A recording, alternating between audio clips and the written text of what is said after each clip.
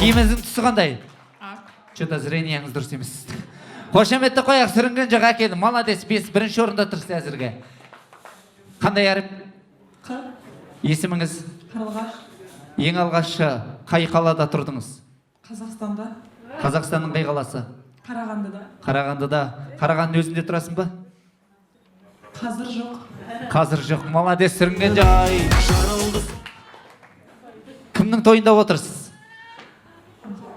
Қарапайым қазақтың қызының. Түф, не деген жауап? Шабалақ, қошеметті қояқ. Молодец. Қандай әріп? Атыңыз? Әмина. Жасыңыз? Әтеш деген жас болады екен, бірінші рет. Қандай тамақ сүйіп жейсіз? Әдемі. Әдемі деген тамақ болады екен. Киіміңіздің түсі қандай? Әк дейді. Сондай түс болады екен, өмірімді бірінші рет естідім. Қошеметті қояқ, сүрінген жоқ, молодец. Құдай жансызылып тұрсы ғой, ұзатып кетейін деп. Есіміңіз? Балжан. Жасыңыз? 5-темін. Мәссаған, 5-те мынандай болса. Не деген жас, Құдай-ау. Кімнің тойында отырсыз? Балжанның. Қай қалада жұмыс жасайсыз? Баку. Қандай машина мінесіз? Бентли. Бентли мінеді екен, молодец. Шашыңыздың түсі қандай? Баклажан. Баклажан өйтіс болады екен ғой. Шабалақты қояқ, қошеметті қояқ, сүрінген жоқ, молодец. Қандай әріп? Жасыңыз? 90. 90 дейді. Не деген жас, Құдай, киіміңіздің түсі қандай? Деревья деген түс болады екен. Қандай тағамын айт? Дөнер. Үйленіп атқан жігіттің аты кім? Далмас. Дауылпаз дейді. Сондай ат болады екен. Что-то сіз басқа тойға кетіп қалған сияқтысыз ғой. Қошеметті қояқ, бәрекелді, шапалақ қайдардақты қайым. Сұрықта қошеметті өтірек. Қандай әріп? Есіміңіз? Нұргүл. Қай қалаға барасыз? Новосибирск. Ең алғашы махаббатыңыздың аты? Нұрлан. Соңғы махаббатыңыздың аты? Мәссаған, үйге кірмей қалып жүрме. Отбасыңызда қанша жан бар? Нұрлы жан бар. Нұрлы жан бар дейді. Бүгін кімнің тойы болып жатыр? Нұр Алмас. Нұр Алмас дейді. Бәрекелді, қошеметті қояқ. Енді жақын тұрыңыздар, былай қарай тұрыңыздар, халық көріп тұрсын. Енді қазір бірінші сұрақтан сүрінбей өттіңіздер, енді екінші шарты ойыннан қиындайды. Яғни ешқандай қиындық жоқ, бірақ та әр қайсыларыңыз 4 жол таппақ айтасыздар. Мысалы, ай отыр партада, ек қол қалтада деген сияқты. Сіз қандай таппақ айтасыз? Тілек болсын, таппақ болсын, өлең болсын, бірақ 4 жұмақ қана айту керек. Қандай жыр айтып жүрмеңіз, тарих айтып. Кетіп бастаймыз. Қандай? Бастаңыз. Базардан малтаңдағыда ойлап тұрсыз. Сіз бастайсыз ба? Сіз бастаңызшы. Балжанға. Жанарың ашық екен атқан таңдай, нұрлы екен екі көзің жамған шаңдай. Анаңнан сені туған айналайын, күлім көз, оймақ ауыз, жазық маңдай десем бола ма? Түф! Не деген өлең? Кім айтады бұны? Рахмет. Сіз ойландыңыз ба? Әлі ойланып жүрсіз ба? Сіз айтыңыз, қандай? Қазақ қызына керек қасиеттердің бірі ол шыдамдылық. Әсіресе келіндерге шыдамдылық керек. Соған байланысты бір 4 жолды өлең жолдарын айтсам. Шыда, шыдай түс, шыда тағы. Шыдамдыны бұл өмір ұнатады. Өмірдің құлай ек, құлатаны. Әйтеуір бір атады. Бәрекелді. Қандай сіздікі? Өзіңіз білесіз енді. Аязада келіп тұр дейма, бір сондай бар ғой көп. Сондай сізге. Жоқ, өлең болсын, ән болсын, таппақ болсын, ол сіздің өз еркіңізде. Любой айта бересіз.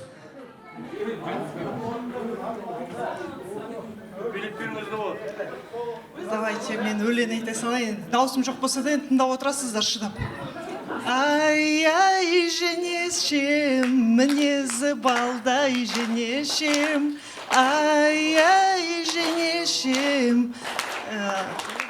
мінезі балдай жеңешем. Теріге шапалақ қайда ардақтағай, қошеметтеп отырайық, бәрекелді. Сізде қандай өлең елей таппақ? Айтаймыз. Ғайша жеңгей сүйген жарын аттандырды майданға. Сенген жүрек серттен оңай тайған ба? Соғыс бітті, ал күйеуі келмеді. 3 жыл күтті, 4 жыл күтті, 5 жыл күтті, өлді деген соғыс сөзге сенбеді. Басқа? Жарайды. Аяз ата келіп тұр, бізге сыйлық беріпті. Я не помню.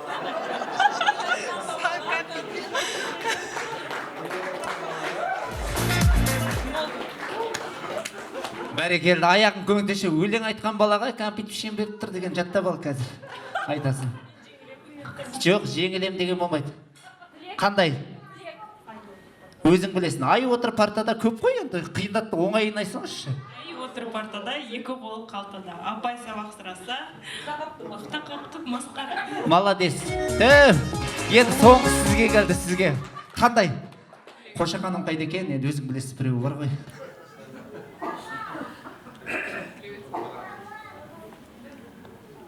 Балжан, өмірдегі аққудың ақтығын, махаббатын пәктігін, әрқашанда бірге қостасып жүзе беріңдер. Бәрекелді. Сіз өзіңізге қиын деп алдыңыз. Әркім өз орнынан авария болады дейді ғой енді. Қазір енді ойын шарт өзгеледі. Қазір осы өлең таппақ тілектерді реп қып айтамыз.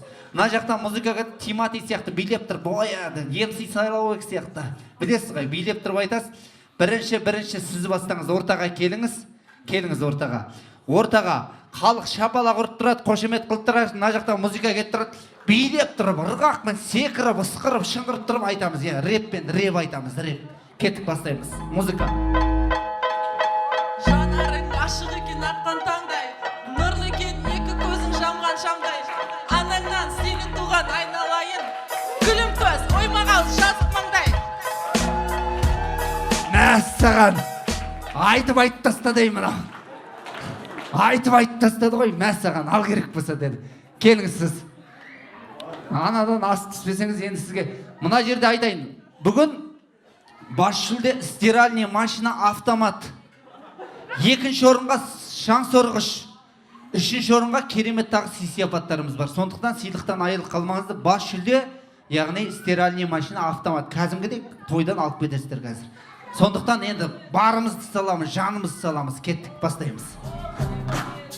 Шыдайды, шыдатаны, шыдамдыны, бұл өмір ұнатады, өмірді құлай ек, құлатаны. Әйтеуір бір атады, бір атады. Чөда разгон болмады. Келіңіз. Ал енді қатырам маңдайды түсіртіп жердің кісі қазір енді. Жандырам деп тұр ғой. Енді бір құдалар жағынан бір енді. Керемет жандыру керек та енді. Кетіп бастаймыз. Стиральный машина аласыз енді.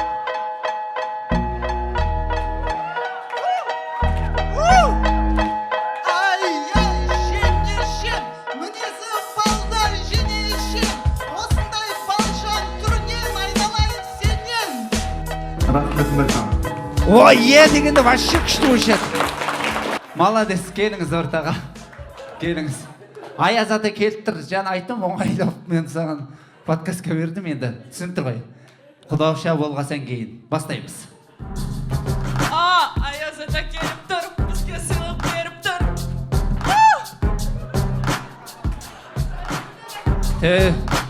Мақтаған қыз нәнәнә дейді ғой. Келіңіз. Келіңіз. Бұл кісі точно жандырайын деп тұр ғой енді. Ал бат, Құдай жаным ем сыйлау болып келсе ұрсақ саған. Ал келіңіз. Соңғы түйен жүгәуір дейді. Енді бір жандыратын шығарсыз.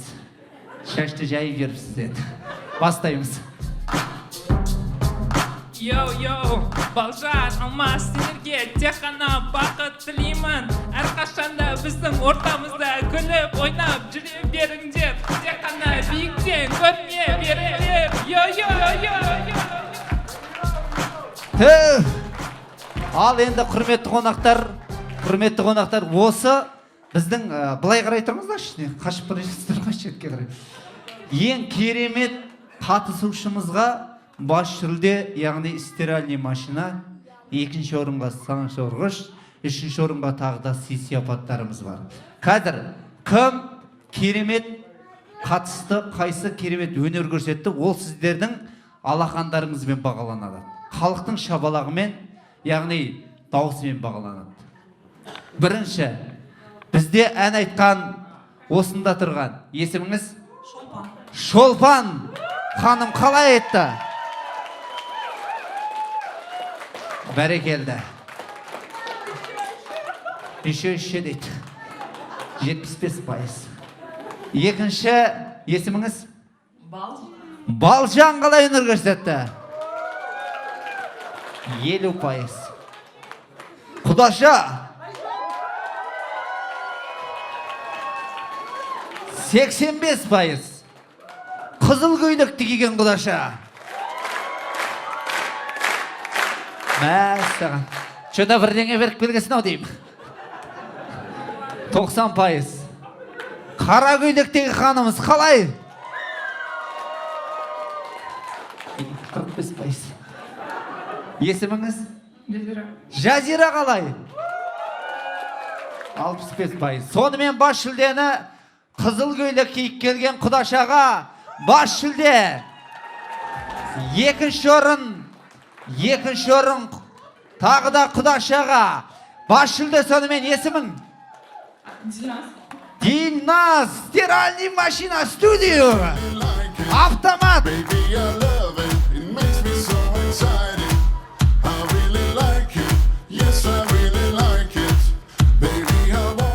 Еще başı жұмыс жеңілдейтін болды. Автомат порошок. Екінші орын шаңсорғыш құдашаға.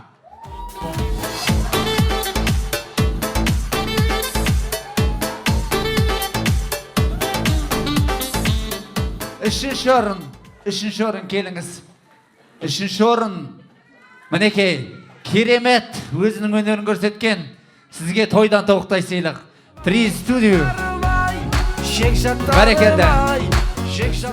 Осы үйге кеп жатқаның ай дейді. Бәрекелді. Мінекей бұл кісілерге де қалған қонақтарымызға да сый-сияпат берейік. Енді бірінші, екінші, үшінші орын алған біздің жеңімпаздарымыз ортада қалыңыздар. Сіздерге керемет сый-сияпат береді. Сый-сияпаттарып дастархан басына отыра беріңіздер. Енді келіңіз. Құдаша келіңіздер. Қайда көресіздер? Келіңіз ортаға. Жоқ, ұстап тұрыңыз. Енді сіз біріншісі ғой. На жаққа тұрыңызшы, бірінші, на жаққа. Сіз ар жағына тұрыңыз, оң жағына тұрыңыз, сол жаққа. Қазір бұлай ғой. Сіздер как будто бір Голливудқа қатысып, яғни жеңіп албасыздар. Яғни қуаныш болу керек, ощущение болу керек, толқып тұру керек. Мен қазір как журналист сияқты сіздерге сұрақ қоямын, сіздер жауап бересіздер. Түсінікті ма? Ал ендеше есіміңіз? Дильназ, осы бүгінгі жарысқа қалай, сізде қиындық болды ма? Қандай қиындық болды? Неше жыл дайындалдыңыз? Қандай кедергілер болды? Сол туралы айта кетсеңіз. Қиындық болған жоқ, мүлдем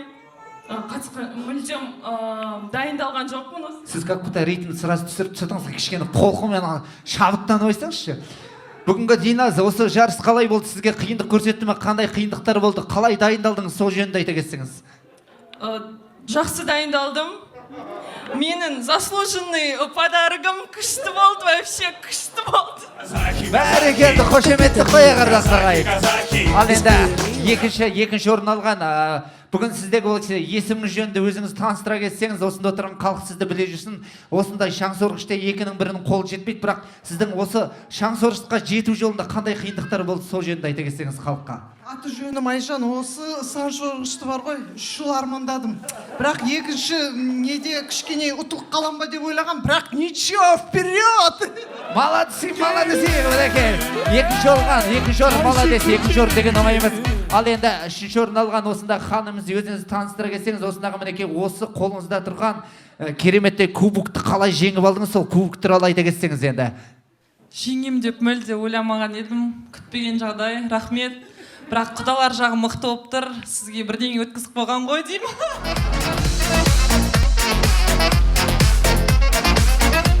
Енді соңғы аттың шабысын көреміз. Қандай ат? Торы ат. Енді біз торы аттың ерекшелігін көрсетіңізші, Ақбозаттардан. Қойып аққан ат жылқыға жібергенде ол да асау болады. Бір асаулығын, атыңыздың торы ат екенін көрсетіңіз. Дайынсыз ба? Кеттік, бастаймыз. Енді мінесіз, бүгін мінеті болып тұрсы ғой тойда. Кеттік. Шалманы аламыз қолға. Шалма, арқан құрық. Алдық. Енді жылқының үстіне торын ұстаңыз. Торын ұстады. Ау салған сияқты болды қайна кісі. Тартты. Ер тоқым, жүген салмайсыз ба? Бірінші жүген салшы еді адам. Жүген салды. Жүген салды. Ер тоқымды бір қолымен сап жерді. Не деген аға? Не деген батыр? Алдыңға елін тартты. Артқа елін тартты. Енді секіріп мініңіз. Мінің үстіне. Опа! Шап! Ахай! Опа! Бір алыстан көрінді аттар жарысқан, шабыт алып шабыстан ауыздығымен алысқан шабандоздар да келеді. Рахмет. Бәрекелді, ағаларымыз қалай шапты, құрметті ағайын? Маладес, жаман емес. Енді осы отырған ағайындар айтады да, аттар күшті шабады екен, бірақ қалай дауысы кісінейді екен, сон дауысын естігіміз келеді дейді атты. Ағамыздан бастаймыз. Келіңіз аға. Сіздің атыңыз Ақтанау қалай кісінейді, қалай дауыстайды, қандай айғыр ма, жоқ әлде байтал ма, бие ма, енді сіздің бір дауысыңыздан байқайды. Ағамыз уже дайындалып жатыр, распеп көшесіп. Кеттік, бастаймыз. Атыңыз қалай кісінейді, Ақтанау? Мә? Айтып тастады ғой. Қалай кісінейді Ақтанау? Маладес. Ал келіңіз. Көкшолақ қалай кісінейді?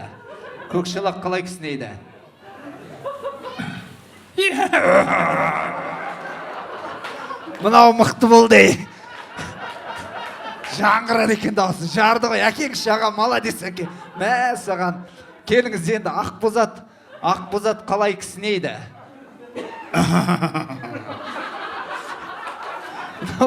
Мынау комедия жанрында жүрген ат қой құдайы. Енді келіңіз, торы қалай кісінейді? Көрсетіңізші, торы қалай кісінейді?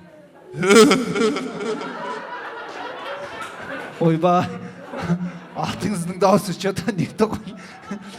Енді сонымен бізде бас жүлдені жегіп алған мінекей Ақтанау.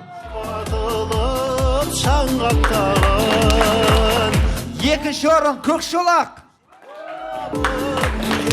Үшінші орын Ақбозат. Төртінші торы. Енді ортаға қазір Сарағашқа 2 адамға жолдама дегеніміз, қазір Сарағашқа 2 адамға жолдама. Мінекей, Сарағашқа бір аптаға аду шешіп демалып жатасыздар, сізге тойда тоқтасыздар. Қай жерде мейлі, қай елде, әлемнің мәні әйелде. Шын мықты болсаң еркектер, әйелге барып дәлелде. Әйелсіз айтпас әндімен, әйелмен дәмдәңгімен. Сүйкімді болсаң еркектер, әйелін сүйсін алдымен. Әйелден ыстық от бар ма, сол үшін төстік көк барға. Қарғағын кесе біреуді, әйелін кессін деп қарға. Шөліңді содан ақшасын, көңілің содан басасын. Еркектің күні әйелмен, абзалдың күні балжаммен. Аналар мәңгі, құдағилар мәңгі, құралайдай анамыз мәңгі. Жасасын деп қоя қардақты қайыр.